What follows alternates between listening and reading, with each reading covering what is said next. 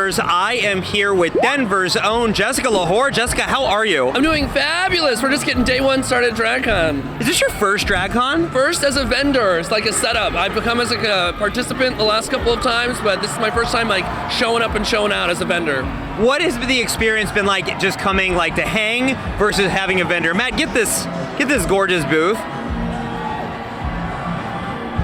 The experience has been that it costs a lot of money to do something like this and a lot of organizing and planning. This is 6 months in the making, and we've done weekly meetings to organizing, designing, rebranding to make this possible. And coming as a contender means I can go get drunk the night before, roll out of bed, slap some makeup on, and walk around in flats and visit some booths if I want to. So I'm a little bit more on my A game this year.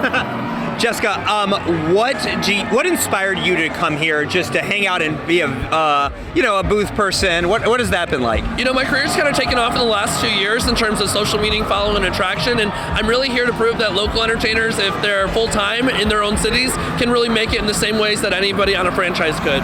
You know, I think that's really important, and I want to follow up with, we see a lot of people obviously here from the different franchises of Drag Race, but you're here as a local person. Can you tell our readers and viewers why it's so important to support local drag?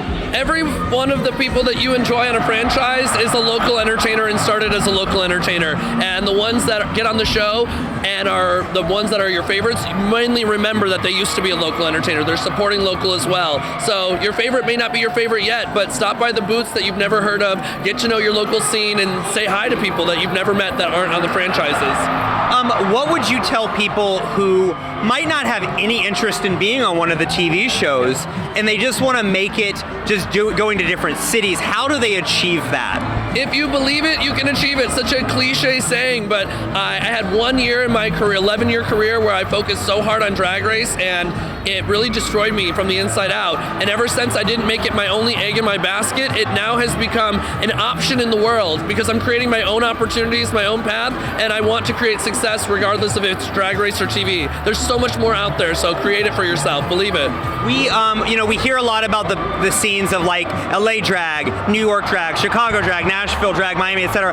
What is Denver drag like? What separates Denver drag from all the other ones? Denver drag is so overlooked, and it really frustrates me. If we talk about Drag Race as just like the US season, we've had 3 people on, 2 first place winners and a second place. Where are the rest of us? Okay, you get like 12 to 15 New York on one season. Denver has a melting pot of so many different diversities of drag, styles, aesthetics. It's really fucking cool when you get there to experience everything it has to offer.